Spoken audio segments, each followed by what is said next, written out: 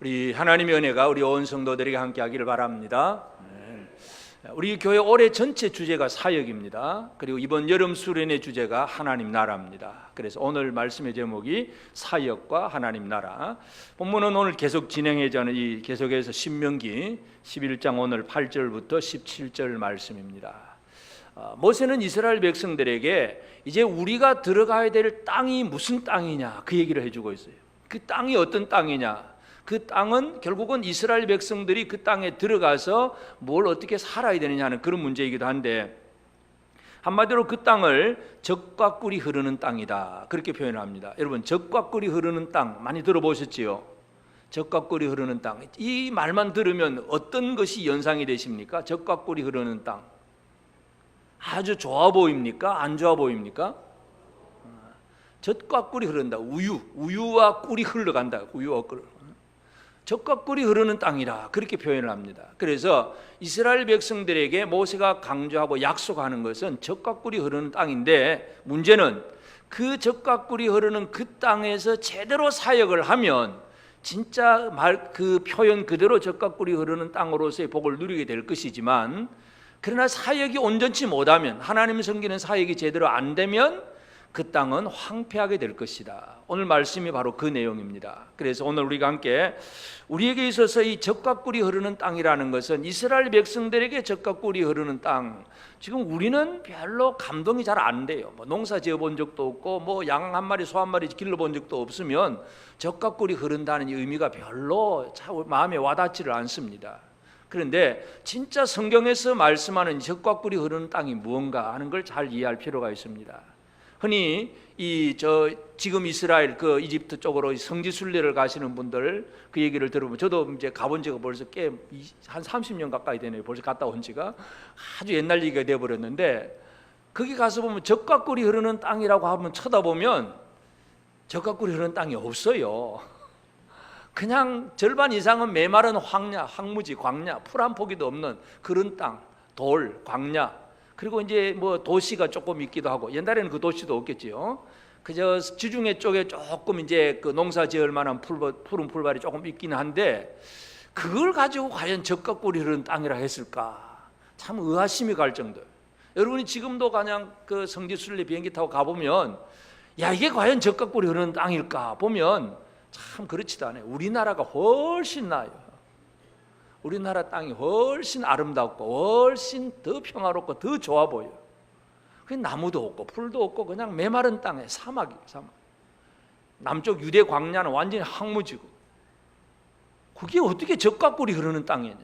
이 젖과 꿀이 흐른다는 의미를 잘 이해하는 것이 중요합니다. 그래서 가나안 땅, 이 젖과 꿀이 흐르는 땅은 지금 모세가 애굽 땅과 비교해서 설명을 하는 거예요.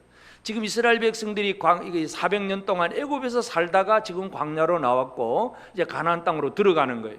그러니까 애굽 땅의 땅은 어떤 땅이었고 가나안 땅은 어떤 땅이었는가, 지금 그걸 설명을 하고 있는데, 10절에 보면 내가 들어가 차지하려는 땅은 내가 나온 애굽 땅과 같이 아니하니 거기에서는 너희가 파종한 후에 발로 물대기를 채소밭에 댄 것 같이 하였거니와. 발로 물대기를, 이게 뭐냐 하면, 여러분 그게 좀 보신 적이 있는지 모르겠지만, 그 애굽 땅은 나일강이 계속해서 큰 나일강이 흘러내려와서 그 하류 지역의 고센 지역, 그 삼각주 그 나일강 하류 지역에는 강물이 늘 흘러내려오는 완전한 평야예요, 평야. 그래서 평야이기 때문에 저쪽 한쪽에서 강물이 쭉 흘러가고 있으면 옆에 밭에서 농사를 지으려면 쉽게 말해서 수로 물길만 만들어 가지고 그냥 풍차처럼 물을 좀 퍼 올려서 그냥 쭉 흘러가게만 하면, 조금만 발로 이렇게 노동만 하면 그 물을 잘 뽑아서 좀 멀리까지 가서 농사를 잘 지을 수가 있어요. 고센 지역은 그런 지역입니다. 아주 넓고 푸른 풀도 많고 물도 많고, 그냥 인간이 조금만 노력을 하면 얼마든지 농사를 잘 지을 수가 있습니다. 여러분, 나일강은 마르질 않습니다. 여러분, 우리 한강이 아무리 가물었다고 한강이 마릅니까? 큰 강은 안 말라요. 조그마한 시내는 마르는지 몰라도 저렇게 큰 강은 마르지를 않습니다. 나일강이 한강보다 더 큽니다. 그 큰 강이 계속 몇천 년을 두고 흘러가도 물이 모자란 적이 없어요. 그곳에서 그들은 애굽에서 그런 식으로 농사를 지었어요. 그런데 이제 가나안 땅에 들어가면 이 땅은 어떤 땅이냐 하면 그 땅은 너희가 건너가서 차지할 땅, 11절, 너희가 건너가서 차지할 땅은 산과 골짜기가 있어서 하늘에서 내리는 비를 흡수하는 땅이요. 하늘이 산과 골짜기가 있어서 이 말은 무슨 말이냐면 쉽게 말해서 나일강과 같은 그 큰 강이 없다는 얘기예요. 큰 강물이 없고 산과 골짜기. 그럼 산에서 농사 지으려면 어떻게 지어야 됩니까? 흔히 우리가 많이 했던 말이 천수답. 천수답이 뭐예요? 하늘의 물만 바라보는 밭. 하늘에서 물 안 떨어지면 밭에서 농사도 지을 수가 없는 것.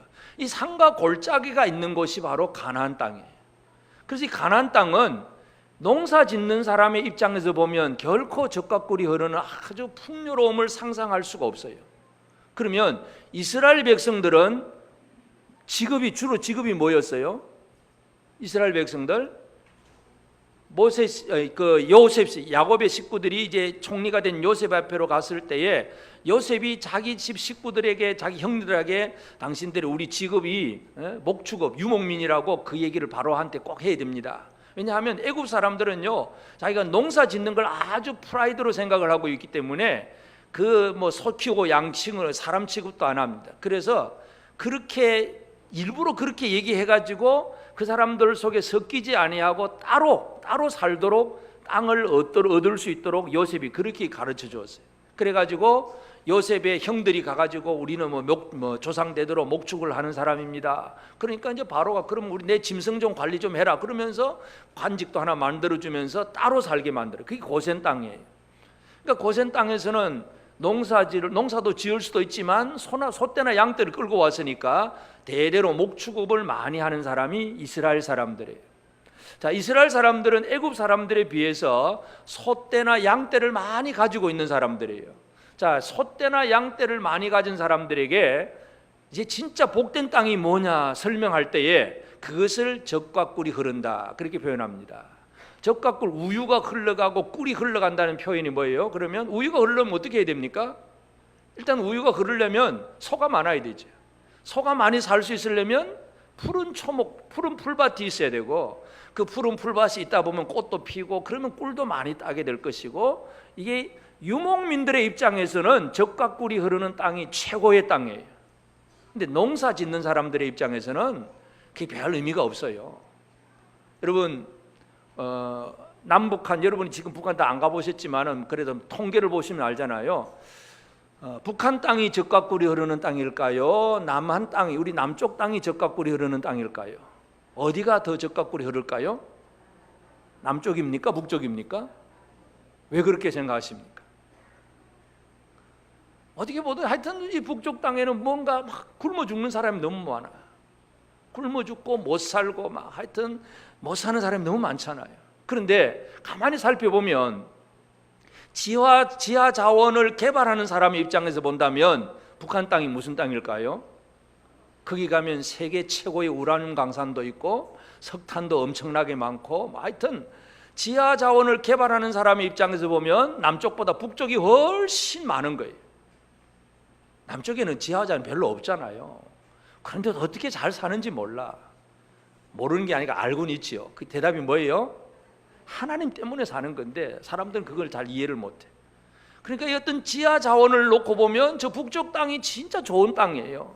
그런데 사는 걸 보면 결코 그 땅이 젖과 꿀이 흐르는 땅이 아니라는 걸 알 수가 있어요. 마찬가지예요. 오늘 이 모세가 젖과 꿀이 흐르는 땅 얘기를 하는 것은 이스라엘 백성들에게 너희들이 들어갈 땅이 바로 이런 땅이다 얘기를 해주었을 때에 이 목축업을 하는 사람들의 입장에서는 그게 아주 좋은 복의 축복된 약속이에요. 그래서 모세가 강조하는 이 가나안 땅의 특성, 이 젖과 꿀이 흐르는 흐르는 땅이다 하는 얘기는 이스라엘 백성들에게서는 하나님께서 주시는 비전이에요. 비전. 우리는 젖과 꿀이 흐르는 땅으로 들어갈 수 있다. 우리가 가는 곳은 바로 이런 참 너무나 좋은 곳이다. 이걸 사람들의 머릿속으로는 이해할 수 있어요. 그런데 이제 이게 안 믿어지는 사람이 있어요. 안 믿어지는 사람이 어떤 사람이냐 하면 민수기 16장 13절에 보면 내가 우리를 젖과 꿀이 흐르는 땅에서 이끌어내어 광야에서 죽이려 함이 어찌 작은 일이기에 오히려 스스로 우리의 왕이 되려 하느냐. 이 다단과 아비람, 우리가 지난주에 말씀드린 고라와 다단과 아비람의 무리들이 모세에게 반역할 때 한 말이에요. 이 다단과 아비람이 뭐라고 표현하는 걸 잘 이해해야 돼요.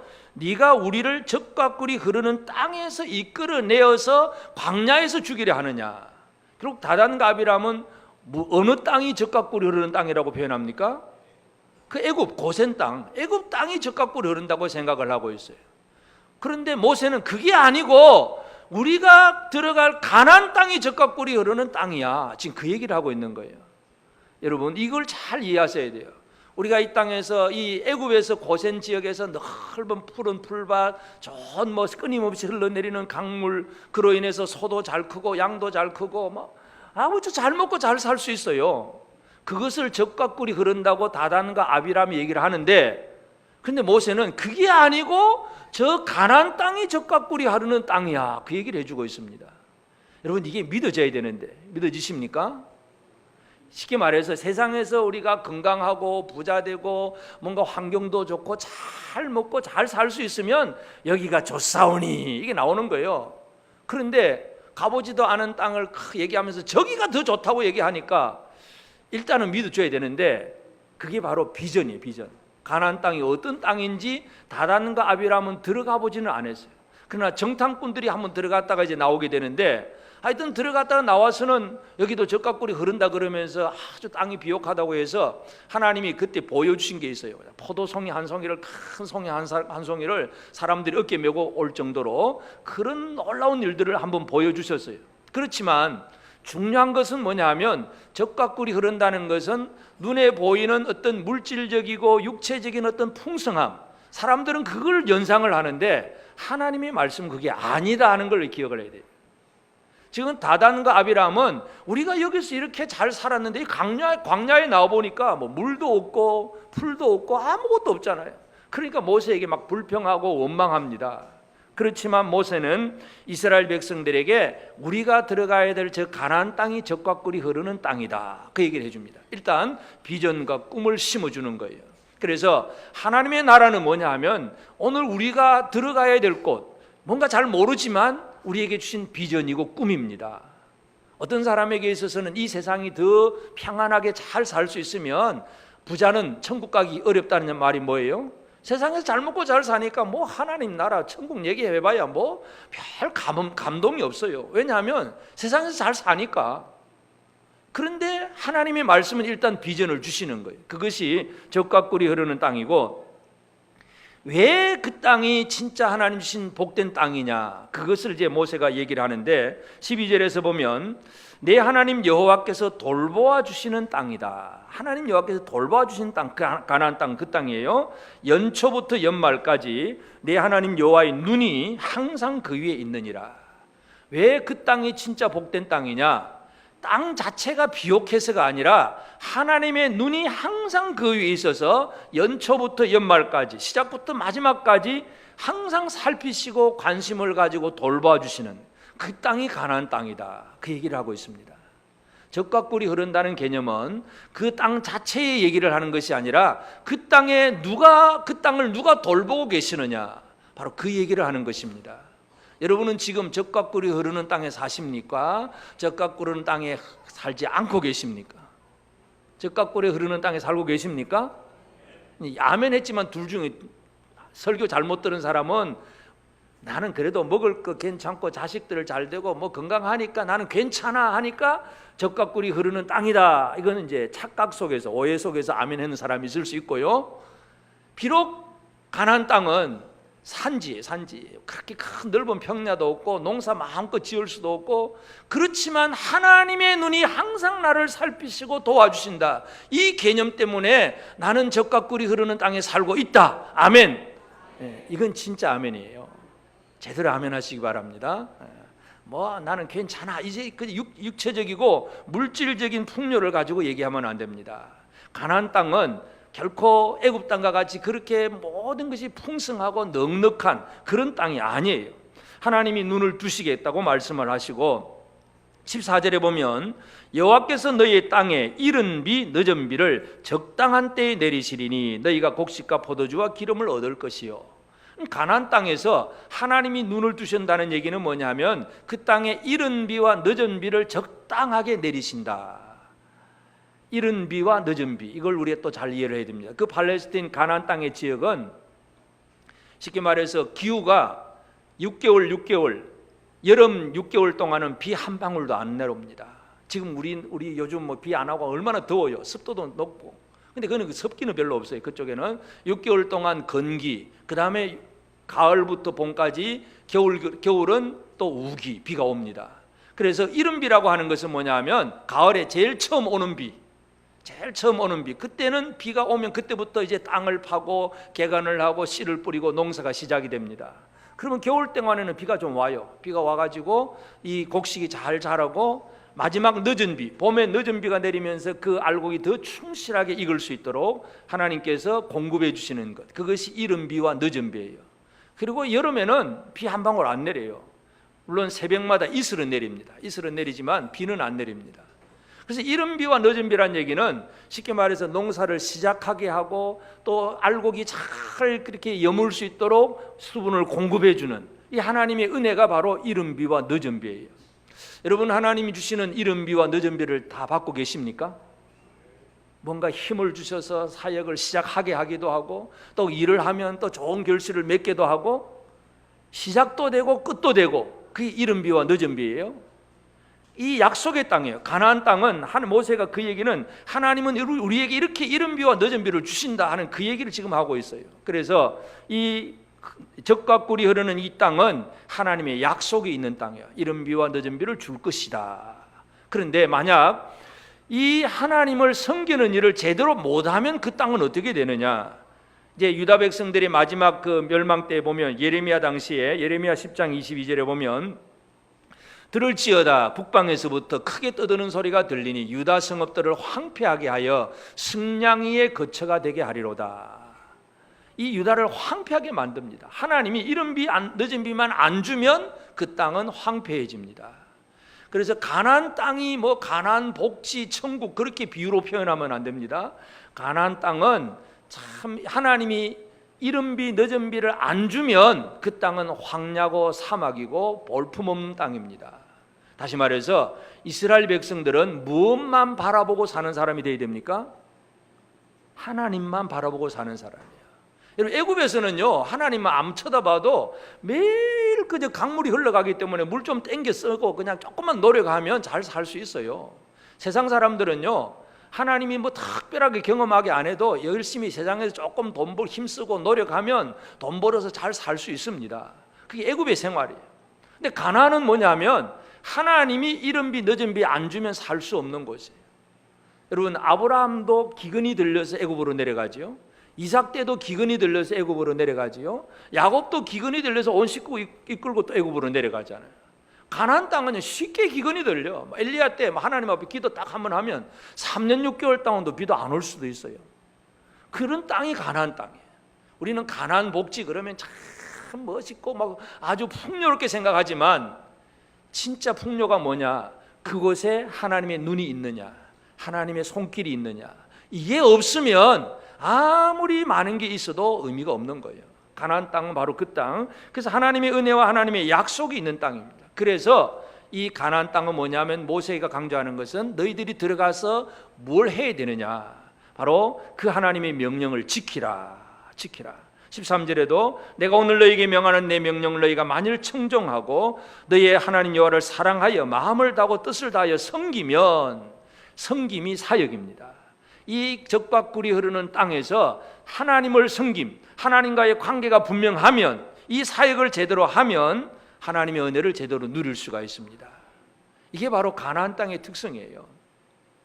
우리는 이 문자적으로 젖과 꿀이 흐른다 하면 그냥 우유가 흘러가고 꿀이 흘러가서 참 좋겠다 생각하겠지만, 그러나 젖과 꿀이 흐르긴 흘러도, 표현은 그렇게 젖과 꿀이 흐르긴 흘러도 아주 복이 아닌 저주가 되는 경우도 있어요. 그것은 이사야 7장 22절에 보면 그것들이 내는 젖이 많으므로 엉긴 젖을 먹을 것이라 그 땅 가운데 남아있는 자는 엉긴 젖과 꿀을 먹으리라. 이 말만 들으면 어떻습니까? 이 표현만 보면 내는 젖이 그것들이 내는 젖이 많으므로 엉긴 젖을 먹을 것이다. 버터, 우유, 막 이 치즈 이거 먹는 거 엉긴 젖이에요. 그게요. 치즈, 버터 이런 거 먹는 거예요. 나만 이제는 엉긴 젖과 꿀을 먹으리라. 얼마나 잘 먹고 잘 사는 거예요. 근데 이 문맥을 잘 이해해야 되는데 그 이사야 7장 앞부분에 가면 결국 유다의 멸망, 이스라엘의 멸망에 대해서 얘기를 하면서 한 사람에게 소 한 마리, 어린 양 두 마리 그밖에 없어요. 그래서 소 한 마리, 어린 양 두 마리가 이제 젖을 짜고 그렇게 우유를 흘러내고 그렇게 꿀을 먹는데, 근데 그게 많다 이거. 젖이 많아. 이 젖이 많다는 개념은 뭐냐면 그걸 먹을 사람이 없다는 얘기예요. 사람이 다 죽어 없어졌다는 얘기죠. 이게 이제 젖과 꿀이 흐르는 땅이지만 그 땅에 들어가서 누릴 사람이 없으면 그 젖과 꿀이 흘러도 그건 복이 아니고 저주예요. 그렇기 때문에 우리가 눈으로 보이는 물질적인 거 가지고 풍성하다고 아주 좋다 아무리 그렇게 해봐야 하나님이 그걸 누리게 하지 못하면 아무 의미가 없습니다.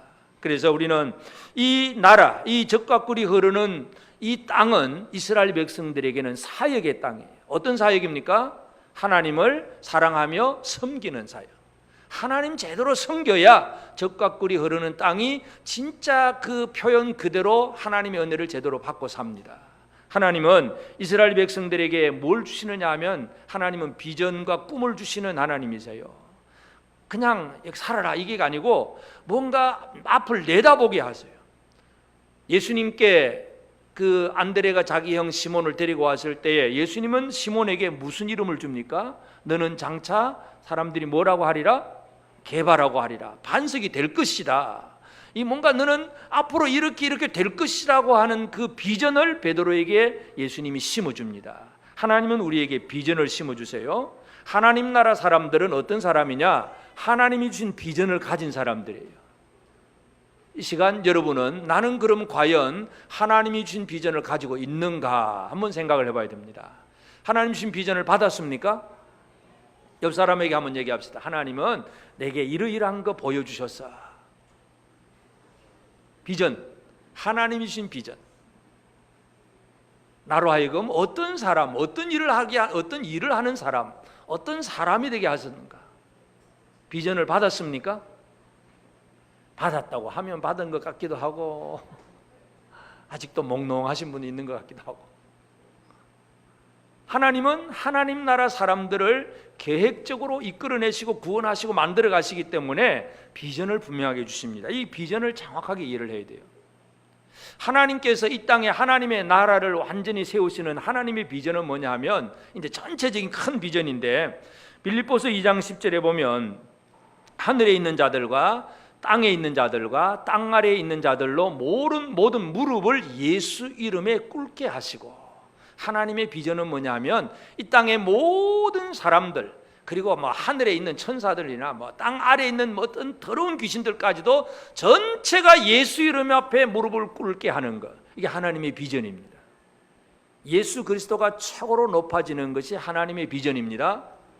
그러면 여러분 어떻게 적용을 하면 될까요? 나의 비전은 뭘까요? 예수만 높이는 것. 이게 우리의 직장과 가정과 모든 삶의 현장에서 오직 예수 그리스도만 높이겠다. 이게 하나님 앞에 제대로 받는 비전이에요. 이 비전을 가졌습니까? 예수만 높입니까? 내 자신을 높입니까? 내 배고프고 내 기분 나쁘면 이것 때문에 막 화가 나고 신경질은 나는데 예수 이름의 영광이 돌아가든 말든 관심이 없다면 그건 예수를 높이는 사람이 아니에요. 예수를 제대로 높이는 사람, 이거 하나님께서 가지신 비전이에요.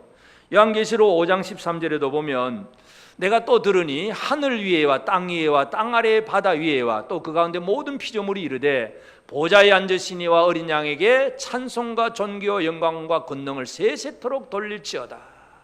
보좌에 앉으신 하나님, 그 어린 양 예수께 찬송과 존귀와 영광과 권능을 세세토록 돌리는 것, 이게 하나님이 원하시는 하나님의 비전이에요. 하나님의 나라는 바로 이런 모습이 되어져야 됩니다. 누가 똑똑하고 훌륭하고 참 잘난 사람이 인정받고 존경받는 그런 것이 아니라 오직 하나님께 예수 그리스도께만 존귀와 영광이 돌아가야 됩니다. 이게 바로 우리의 삶의 비전입니다. 비전 가졌습니까? 옆 사람에게 나는 예수만 높이는 사람이 됩니다. 돈 벌어서 뭐 할 거예요? 예수 높이려고. 열심히 학생들 공부해서 뭐 할 거예요? 예수 높이려고. 열심히 뭔가 이 땅에서 기술을 개발하고 많은 걸 잘해가지고 뭐 할 거예요? 뭐 할 거예요? 잘 먹고 잘 살려고? 그게 아니라 예수를 높이려고. 이게 제대로 된 비전입니다. 하나님은 이스라엘 백성들에게 비전을 주세요. 그 애굽에 살던 사람들을 광야로 이끌어내서 자, 가나안 땅으로 들어가라. 이게 비전이에요. 이처럼 하나님은 비전을 주시고, 그리고 그 비전이 이루어지도록 하나님은 약속하셨을 뿐만 아니라 그 약속을 지키시는 신실하신 하나님이세요. 하나님은 가나안 땅으로 이스라엘 들어가고 이게 젖과 꿀이 흐르는 땅이다 했어요. 근데 인간의 육신의 눈으로 본다면, 예를 들어서 농부의 입장에서 가나안 땅에 들어가 보면 훨씬 애굽 땅이 훨씬 낫습니다. 다단과 아비람이 아니 우리가 나온 땅이 젖과 꿀이 흐르는 땅이야. 근데 왜 이렇게 데리고 왔어? 하고 불평할 만해요. 그런데 왜 젖과 꿀이 흐르는 땅이 되느냐? 그곳에 하나님의 약속이 있고 하나님께서 도와주시는 이른 비 늦은 비, 이게 있기 때문에 그 땅이 진짜 젖과 꿀이 흐르는 땅이 되는 거예요. 다시 말해서 하나님은 하나님의 사람들에게 비전을 주시면 그 비전이 이루어지기까지 약속하시고 함께 사역해 주시는 거예요. 때가 되면 모든 일을 이루어 주세요. 우리 학생들 때가 되면 아침에 일어나면 엄마가 뭐 해요? 밥 먹어라, 밥 먹어라. 다 준비해가지고 이건 다 안 먹을게요. 다음에 먹을게요. 그래도 그냥 야, 밥 먹을 때야 밥 먹어. 때가 되면 밥 주지요. 때가 되면 뭐 다 시켜주잖아요.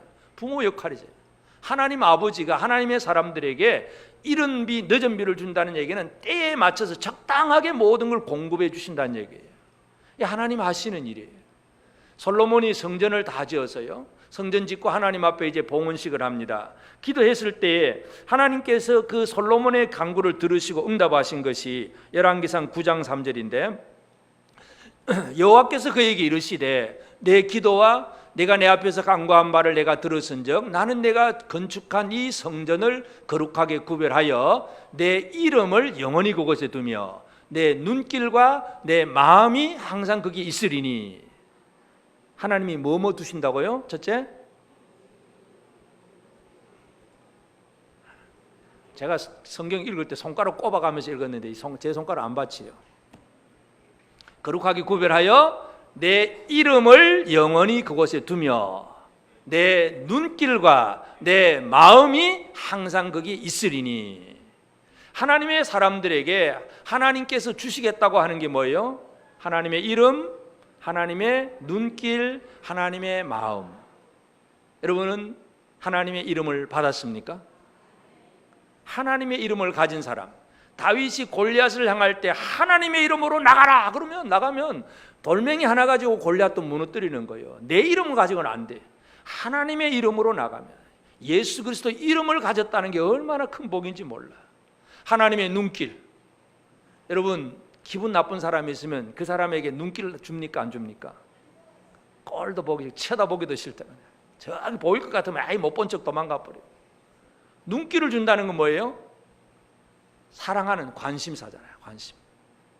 계속 눈길이 떠나갈 수 없잖아요. 이 할머니 할아버지 다 마찬가지겠지만 지난 한 주간에 이 아들 휴가 기간이라고 손자가 집에 왔어요. 계속 쳐다보잖아요. 계속 이게 가도 쳐다보고 저기 가도 쳐다보고 자도 쳐다보고 깨도 쳐다보고, 눈길이 계속 눈길이 갈 수밖에 없어요. 사랑하기 때문에. 관심사예요. 하나님은 우리에게 눈길을 주십니다. 하나님은 그 마음을 쏟아부어 주십니다. 우리는 하나님이 자기 약속을 지키기 위해서 자기 백성들에게 뭘 주셨느냐는 걸 잘 이해하셔야 됩니다. 세 가지 다 받으셨습니까? 이름, 눈길, 마음. 받으셨어요? 이거 받은 사람이 복된 사람이에요. 하나님은 자신의 모든 걸 주십니다. 그리고 이제 그런 이 이스라엘 백성들이 섬기고 하나님의 말씀대로 사역하고 갈 때에 하나님은 그 섬김에 대해서 인정하고 그 섬김을 통해서 하나님 나라의 완성된 것을 보여줘요. 하나님은 완성된 나라를 주시는 것이 아니라 사역을 통해서 점점 완성되어져 가는 하나님의 나라를 체험하게 하십니다. 그래서 여호수아 갈렙이 그런 하나님의 복을 받는데 민수기 14장 24절에 보면 그러나 내 종 갈렙은 그 마음이 그들과 달라서 나를 온전히 따라선즉 그가 갔던 땅으로 내가 그를 인도하여 드리리니 그의 자손이 그 땅을 차지하리라. 10명의 불신 정탐꾼들은 그 땅 다 즉사고 죽습니다.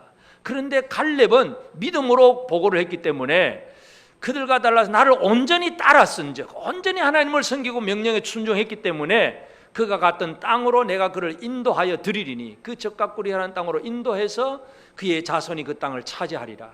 진짜 그 갈렙과 그 후손들은 그 땅을 적각구리 흐르는 땅으로 차지할 수 있다고 하나님 분명히 약속합니다. 사역한 사람들, 제대로 하나님을 섬기는 사람들에게는 그 모든 하나님의 은혜를 베풀어 주신다는 사실을 기억을 해야 됩니다. 그래서 이제 오늘 우리는 하나님 앞에 우리도 이제 적각구리 흐르는 땅이라고 하는 이 약속을 받은 사람들입니다. 그래서 이 적각구리 흐르는 땅이 무언가를 이제 이해를 해야 되는데, 이해하는 것부터 시작해야 되는데, 단지 어떤 물질적이고 어떤 이 땅에 있는 것으로만 이해를 하면 오산이라 하는 거, 이걸 잘 이해를 하셔야 됩니다. 가나안 땅은 육신적인 어떤 물질적이나 자연적으로 볼 때는 애굽 땅보다 훨씬 비옥하지 않습니다. 그 땅은 산과 골짜기 있어서 농사 짓기도 힘들고요, 산에서 하늘에서 비 안 주면 메마른 땅이 되고요, 진짜 그 힘든 땅이에요. 그런데 하나님은 그걸 적각구리 흐르는 땅이라고 얘기해 주십니다. 그러니까 뭘 봐야 될까요? 다단과 아비람은 우리가 나온 그 땅이 적각구리 흐른다 그렇게 얘기했는데, 모세는 그게 아니라고 얘기해 줍니다. 다시 말해서 오늘 우리가 하나님 앞에 어떻게 살아가야 되느냐 하면 보이지 않는 것을 볼 수 있어야 됩니다. 볼 수 있어야 돼요. 보이지 않는 것. 보이는 걸 보는 건 누구든지 할 수 있습니다. 야, 저기 참 멋있다, 좋다. 야, 여긴 참 너무너무 좋다. 우리 사람들은 그래서 막 눈에 보이는 걸 잘 꾸미려고 애를 많이 쓰잖아요. 막 좋은 옷도 입고 막 하여튼 멋있게 꾸미고 또 좋은 집도 만들고 막 하여튼 눈에 보이는 걸 많이 꾸밉니다. 그런데 진짜 하나님의 사람들은 보이지 않는 것을 보는 사람들이에요. 고린도후서 4장 18절에 보면 우리가 주목하는 것은 보이는 것이 아니요 보이지 않는 것이니 보이는 것은 잠깐이요 보이지 않는 것은 영원함이라. 자, 가나안 땅에 보이는 건 뭐예요? 보이는 것은 산과 골짜기, 그리고 뭐 들판이 있어도 조금 있는 거, 그런 정도예요. 보이지 않는 것은 그 땅에 계속해서 이른 비와 늦은 비를 적당한 때에 내려주시는 하나님의 손길, 이건 보이지 않는 겁니다. 그걸 볼 수 있어야 된다는 얘기죠. 하나님이 보여주시는 보이지 않는 것을 보고 계십니까? 이 하나님 나라 백성들의 삶은 보이지 않는 걸 봐야 돼요. 영적인 시각을 가지고. 그래서 이스라엘 백성들이 가나안 땅에 들어가지만 그 가나안 땅은 애굽 땅과 같이 물이 철철 흘러 넘치는 그 땅이 아니에요. 그래서 그것만 쳐다보면 왜 이럴까 하고 그냥 고민하고 두려워합니다. 어떤 사람이 교회 가자 해서 예수 믿자 해서 믿었는데, 아니 예수 믿으면 좀 뭔가 좀 좋아질 줄 알았는데 여전히 예수 믿어도 자식들은 말도 안 듣지요. 건강 문제 아직 여전히 병도 쉽게 낫지도 않지요. 경제적인 문제도 빨리빨리 해결도 안 되지요. 늘 고생이야. 예수 믿어도 막 힘들어. 그럼 어떻게 해요? 어떻게? 여러분 어떻게 하십니까? 그렇게 되면 뭐가 보입니까? 보이는 게 그냥 고생문만 훤하게 보여. 아이고 기도해도 소용없구나. 뭐 제자 훈련을 하니까 뭐 예수 이름으로 뭐 하면 된다는데 그거 해도 안 되고 뭐 되는 게 없어. 눈에 보이는 것만 쳐다보면 그렇게밖에 될 수 없습니다. 보이지 않는 것, 하나님께서 적절하게 필요한 때에 주실 것 주시고 어떤 때는 안 주실 것도 안 주시고, 사도 바울이 뭐 자기 병 낫게 해달라고 고쳐줍니까? 안 고쳐줘요. 그것도 하나님의 은혜인데 그 바울은 그걸 깨닫잖아요. 그래서 보이지 않는 것을 볼 수 있는 눈, 이 눈이 열려지기를 바랍니다. 우리 모두의 시각, 영적인 시각이 늘려져서 보이는 것 때문에 막 울고 웃고 그게 아니라 보이지 않는 하나님의 손길을 바라봄으로써 힘을 얻는 그런 우리가 될 때에 우리가 현재의 어떤 어려움 속에서도 담대하게 살아갈 수 있습니다. 그리고 우리는 그렇게 하나님을 바라보면서 그 다음에는 하나님의 약속을 신뢰하면서 나아가는 삶이 중요합니다. 하나님의 약속을 신뢰한다는 건 뭐냐면 야고보서 5장 7절에 보면 그러므로 형제들아 주께서 강림하시기까지 길이 참으라 보라 농부가 땅에서 나는 귀한 열매를 바라고 길이 참아 이른 비와 늦은 비를 기다리나니. 농부는 어떤 사람이냐? 길이 참을 줄 아는 사람입니다. 여러분, 하나님이 약속하셨으면 그 약속을 믿는다는 얘기가 뭐냐 하면 길이 참는 거예요. 서양 중국 고사에 조장, 우리 어떤 일을 조장한다 그런 표현 하잖아요. 조장이라는 단어가 언제부터 시작되냐 하면 어떤 사람이 두 사람이 이제 같이 나란히 논에다가 이제 모를 심었어요. 모를 심었는데 아니 이 사람이 가만 보니까 거의 비슷하게 심었는데 자기 심은 논에 모가 이만큼 자라 있고 옆집 논에 모도 이만큼 자라 있는데 조금 키가 좀 작은 것 같아. 그래도 우리 내 논에 그 모가 조금 더 키가 크면 더 좋을 것 같아. 그래서 밤에 살짝 나가서 자기 논에 모를 키를 조금씩 뿌리를 약간씩 뽑아 올렸어요. 키 좀 키웠어요. 그 다음날 어떻게 됐게요?